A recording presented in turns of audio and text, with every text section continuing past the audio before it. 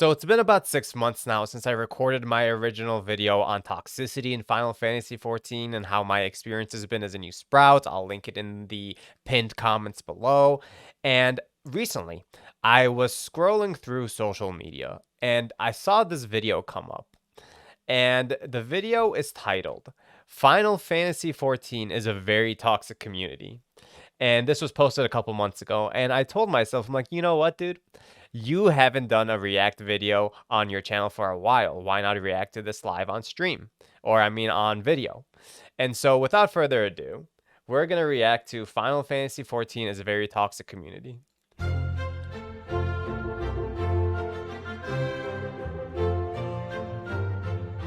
All right, so first off, he starts with a cop out. He says this video is satire, so, anything you say, I could just pull the I was just kidding card. I'm just joking. Don't take it so seriously. It's satire. All right, let's see. Welcome to my first video. I am the Final Fantasy critic. Let's open with a bang. Today we'll be talking about how toxic the Final Fantasy community really is. What's that? Not toxic, you say? Well, listen up, Buttercup. I have news for you. This community has a wank stain, bigger than Jabba the Hutt's fat ass after a feed. Okay, so we're starting with name calling and ad hominems. Great start. There are 3 types of toxicity in the Final Fantasy community that I want to cover today, which are the most notable. Number 1. Gatekeeping. Number 2. Okay. Making it personal. Number 3. Okay. Toxic positivity. Okay, so let's start with the first one. He says gatekeeping. In my experience, I actually did think this was going to happen. When I first came in as a new Sprout, I'm like, okay, people are, they're not gonna accept me. They're gonna call me a noob. They're not going to make it easy for me to become a part of the community because I haven't been a part of it for a while. And that is the exact opposite of what happened. I was blown away by how welcoming everyone was, and genuinely welcoming. I literally found my free company my first 1 hour of playing. I was just in Limsa. I saw some guy. I thought he had nice glam. I said nice glam. We hit it off, and we've been friends ever since.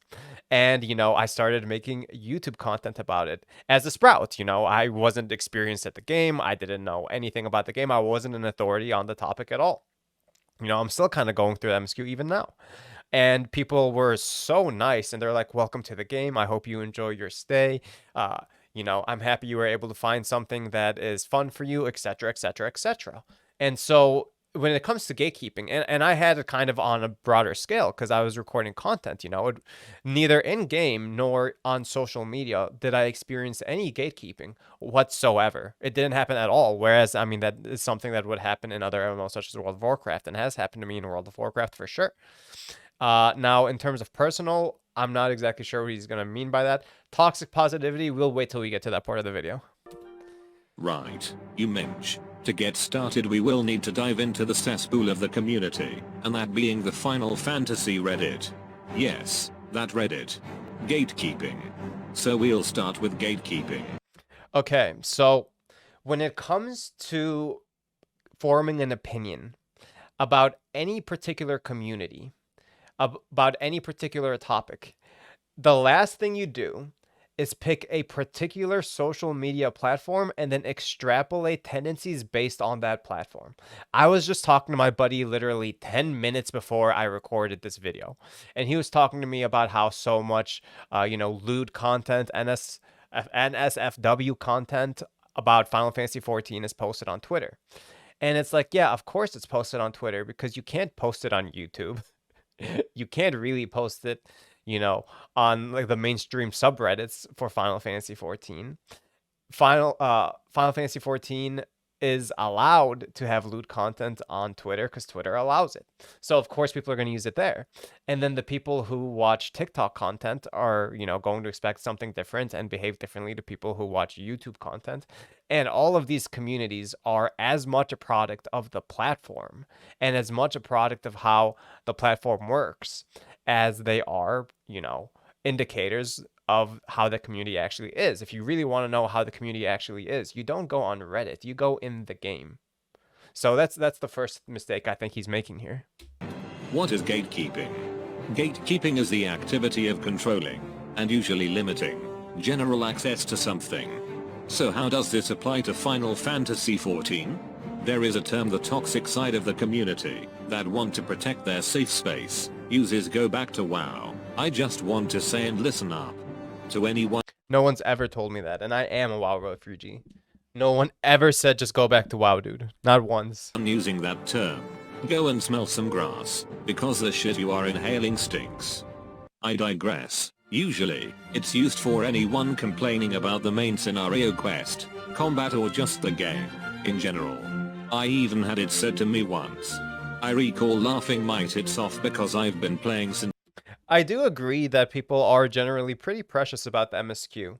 And on that note, I am generally favorable towards the MSQ and have always been favorable towards the MSQ and have enjoyed going through it.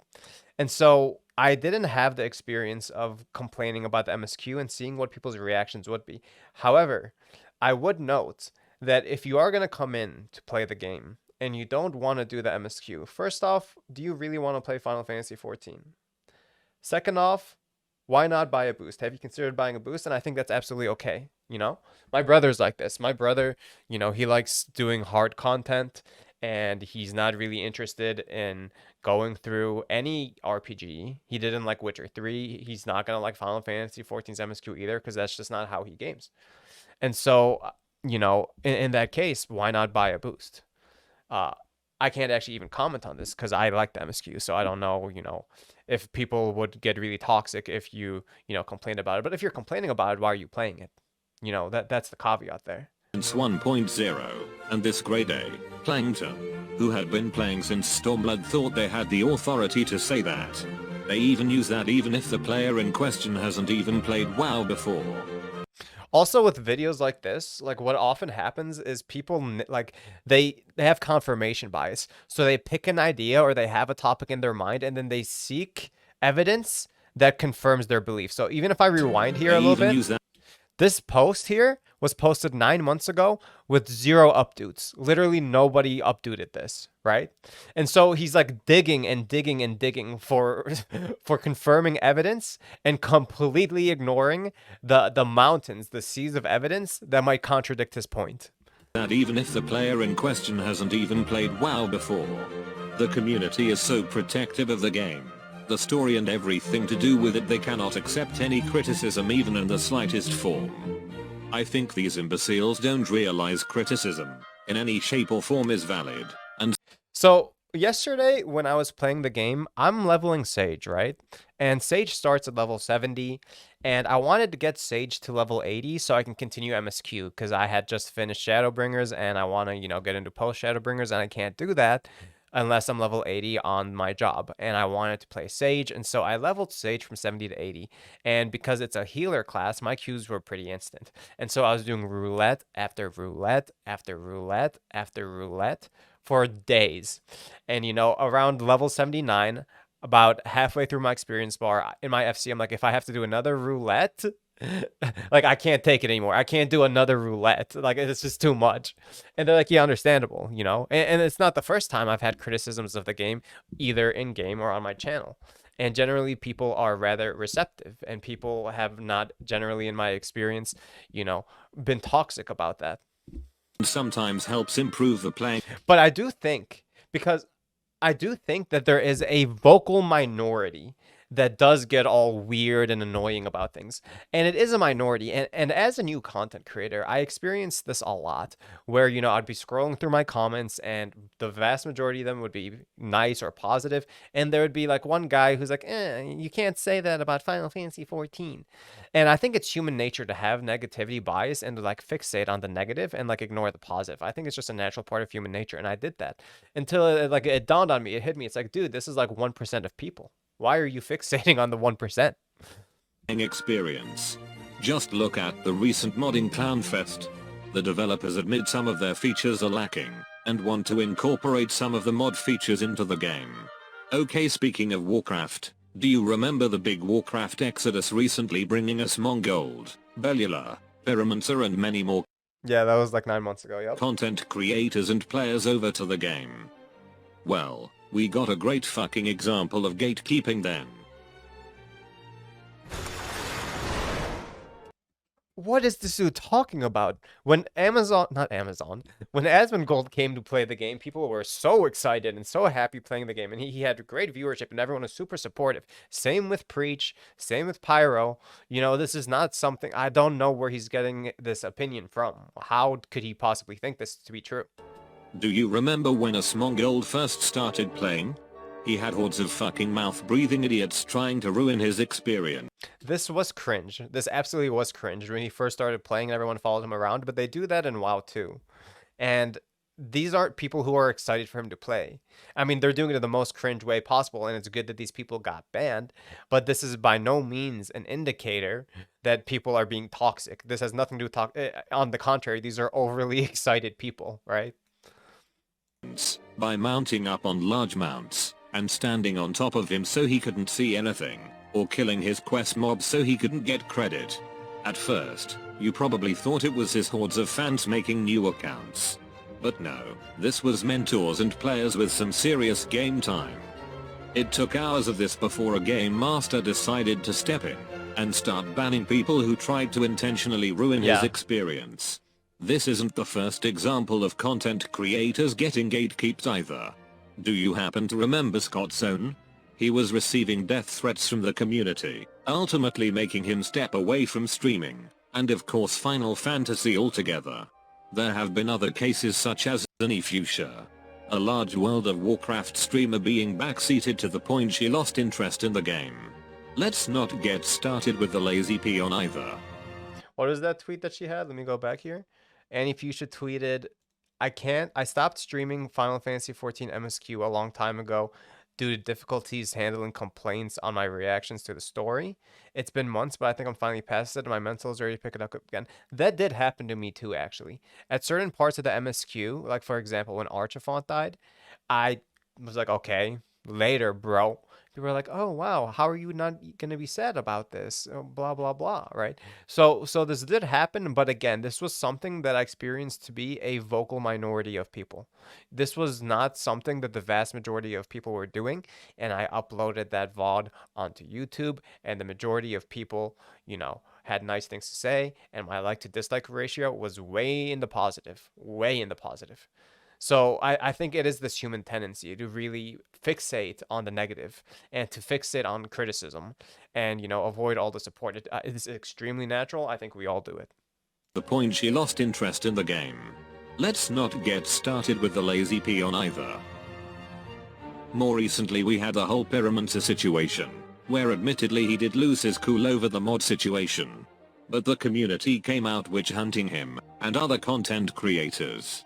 That's not to say I defend modding. I think all mods need to be removed, and anyone broadcasting that shit on Twitch probably needs to be punished. However, when people cross the line and start witch hunting, finding out people's... I do kind of feel bad for Pyro in that example. I remember this when Pyromancer, you know, got really, really heated on stream and he kind of lost his cool. And, you know, a lot of people faulted him for this. I kind of empathize with Pyromancer. You know, he was probably not having a good day. He could have had all these other life stressors. Should he have done that on stream? Absolutely not. Should he be canceled for doing it? Absolutely not. Personal information. That's making it personal. Speaking about making it personal, do you want to know the main difference between the toxicity from Final Fantasy and other MMOs is? Well, people from the community make it personal and take the toxicity beyond the game. Whereas in comparison, a WoW player will call you a twat and move on. This level of toxicity is far, far worse than anything I have seen from an MMO. Because people have had their lives exposed and ridiculed. Real life relationships torn apart. I am 100% some of you people watching this video have a story. That's not true. He's saying that when people, you know, say things about Final Fantasy XIV, that some of the players take it personally, and that's not the case in WoW. In 2022, there is generally a lot more passion for Final Fantasy XIV by people who play Final Fantasy XIV than there is passion of WoW players playing World of Warcraft. And so generally, I can see situations where, people are defending the product, and this absolutely happens. People do defend Final Fantasy 14, and they defend it because it's something that they love. And there can definitely be times when this is overbearing, overwhelming, done too extremely, or, done without finesse. But I think that also indicates and serves as an indicator that this is a game that people are passionate about. Now, it seems like a lot of people who are playing World of Warcraft nowadays are doing it because it's something they've been doing for a long time. They have some Stockholm syndrome. They might not even enjoy it that much, but it's a habit that they've had for a long time, and they're not really passionate about it anymore. And so, they don't have that connection to the game, which is an indicator that World of Warcraft is not really a passion project anymore, but rather, you know, uh, a cash cow, a money making machine. Story to tell regarding this, and know exactly what I'm talking about. I came across one person who was shamed on Twitter and socially because they copied a fucking glamour, to the point the entire free company was pulled in to taunt and abuse the girl in question, that they had to move servers. Finally, we reach toxic positivity. Yeah, that's cringe. If that's true, if like someone harassed this person, or this person was harassed on, again, Twitter, which is not the same as like the actual community, and two, for one specific lamb, it ties back right in to this being, confirmation bias. This guy is only showing the evidence he wants to show. And there's the mountains and seas of positive experiences are not being mentioned here. Every game, every MMO is going to be filled with people, and anytime you have people coming together, you're going to have what comes with that. And so it's never about it, and it's never a binary, like this is all good or this is all bad. Is WoW all toxic? Of course not. I recently went ahead and I subscribed to that game, and I got into a guild and got into a social experience, and there were some nice people, but it's all about statistics. It's all about probabilities. The chances of you running into a toxic person is vastly greater in a game like World of Warcraft, and the chances of you running into a toxic person, although is possible, is improbable in a game like Final Fantasy 14. Well, holy fucking shit, it's time. We've got to the main event. The toxicity most people know about. And I know that this will probably cause quite a bit of controversy, since it's heavily debated. So, with the ever-updating policies regarding toxicity, how are people still toxic? Well, it's called toxic positivity. What is toxic positivity? Well, I'm not sorry to tell you this, but a lot of people who play Final Fantasy XIV are snowflakes. I'm fascinated by this dude continuing to imply that woke culture, whatever he deems that to be or stereotypes that to be, or SJW culture, has some strong correlation with the Final Fantasy XIV community. Final Fantasy XIV is a game that will appeal to your bald mythic raider neckbeards as much as your G posers, as much as your crafters, and someone like me who likes it all and who likes variety. A couple days ago I stayed up till like 1 in the morning playing with G pose because I didn't even know what it was, and I just discovered it and it was cool. And I also like to do challenging content, and I also like story content, and I also like social content, and I also like crafting. There's no like real one type of person, whatever that might be, that will play any game really, especially one as diverse as 14 that has so many different types of people, and it creates this ecosystem that I think adds a lot of longevity and health to the social experience of the game, because it has all these different personalities and all these different type of people that make a community, especially a healthy community. It's just the way it is, and the way the community has evolved with these policies has created a safe space for people. The problem with this is that any small disagreement, say for example you're in a dungeon and a player might not be pulling their weight, if you call them out you can get reported and face being banned or suspended. And this is what plays into toxic positivity. Quite a lot of people are afraid of being banned or speaking out because of how trigger happy people are for reporting any small issue. It has gotten to the point that people are being fake with positivity. Thus essentially the positivity within the community is sometimes a lie. It has created a fucking... So I've heard this argument a lot, that, because the TOS is written in such a way that you're not allowed to, be critical of anyone in the game. The first thing I want to say about that is if you take a look at high-end raiders and the way that they talk about their experience raiding in Final Fantasy XIV, there is absolutely people calling people out. There is absolutely people holding each other accountable in raids. This absolutely happens. Now, there's a difference between responsively holding someone accountable and, being gracious in helping them get through the raid so that, we could all, or they could all accomplish it as a team, and just cussing people out the moment they make a mistake. Now, nowhere in the TOS is it, very evident to me that respectfully and politely cooperating with people and holding them accountable in order to clear content is against the TOS. What is against the TOS is being unnecessarily rude and unnecessarily toxic. And not only is this like a TOS thing, it's also a human thing. When people are treated poorly for, making simple mistakes, that doesn't motivate people to do it better. That motivates people, that discourages people and makes them feel bad. And when they feel bad, they're more likely to perform even worse, which will make the raid leader, whoever, even more toxic, which will then motivate people to do worse. And it doesn't even lead to good outcomes. The best guilds in World of Warcraft and the people who clear the highest end content do it professionally, and they do it in a way that is respectful, because that's how you actually clear hard content. That's how. Toxicity doesn't help you do it. Level of passive-aggressive mentality that is prevalent throughout the community. I will quote this one person from Reddit who I feel nails it. While there are obviously toxic players, this number is eclipsed by the amount of plastic kindness in 14. This will not change. As long as these people line the pockets of the devs, they will keep making rules that allow these nice people to wield harassment claims like a cudgel. In addition to that, if someone, people play the game because they want to have fun. That's usually why people play games, right? They want to enjoy their time, they want to relax, they want to have fun. So if someone is looking to be toxic, if someone is looking to be an asshole, and they're paying $15 a month, and they're buying expansions to not be able to be an asshole, why would they play? Right? So the people who are left are people who have no interest in being toxic, or who aren't inherently toxic, or want to be toxic, or are interested in being toxic. These aren't people who feel censored. The people who feel censored leave.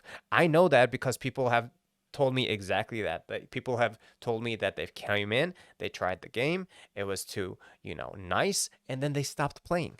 These people don't keep playing. If they want to go be an asshole, they'll go find 1,000 other games where they can go be an asshole. This is a game where 70% of the player base cannot handle entry-level mechanics. At upper levels, do not believe in free speech, and can...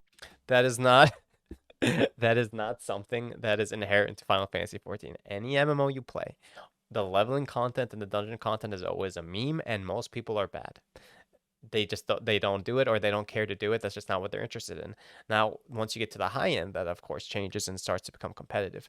But your average player in any game is just want to come in and relax and chill out. Your average player is not a super sweaty hardcore neckbeard. They're a normal person who, don't want content to freaking add more stress to their life. They want content to, help them relax and relieve stress from their life. Report people for anything with impunity. Bear in mind that every rule in 14 favors the accuser, and not the accused. Reports made against you cannot be tracked by you. Strikes against your account are hidden from you, accrue and last essentially forever. You can be banned, terminated without a warning. I know 2 people this happened to. That's not true. You get 3 strikes. There's a 3-strike policy. So I don't know why he's running with this when it's like blatantly and obviously just not factual. If you are investigated, you are not made aware of the charges, cannot directly contact the GM handling your case, and have 0 recourse other than an appeal. You are penalized for every single action. You can be penalized for exiting a duty once, while at the same time can be penalized for remaining in said duty and becoming frustrated. The TOS are deliberately vague and subjective in a community where every single person is defensive, sensitive and protective of their image. Anytime you're writing a TOS about human behavior, it has to be kind of deliberately quote unquote vague and quote unquote subjective.